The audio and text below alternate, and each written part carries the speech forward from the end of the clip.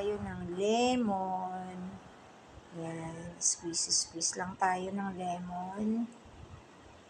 Squeeze ng lemon. Squeeze tayo ng lemon. Gagamit tayo ng kutsilyo.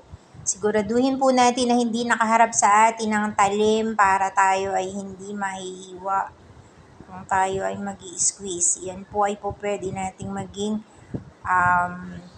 hacks. Simple life hacks. Kung tayo halimbawa ay nasa camping, tayo ay nasa outing, yan. Kahit po wala tayong daladalang squeezer ng lemon, makakapag-squeeze tayo ng lemon ng mabilisan kung tayo po ay mayroong kutsilyo. Siguraduhin lamang po natin na ang kutsilyo ay nakatalikod sa atin ang talim. Kasi po kung nakaharap sa atin ang talim, mahihiwa ang ating mga kamay.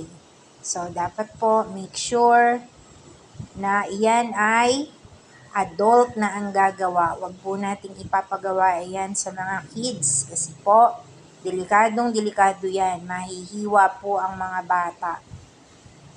Kaya ang gagawa lang po niyan yung may sapat na kaalaman. Ingat po tayo sa paghahawak ng kutsilyo.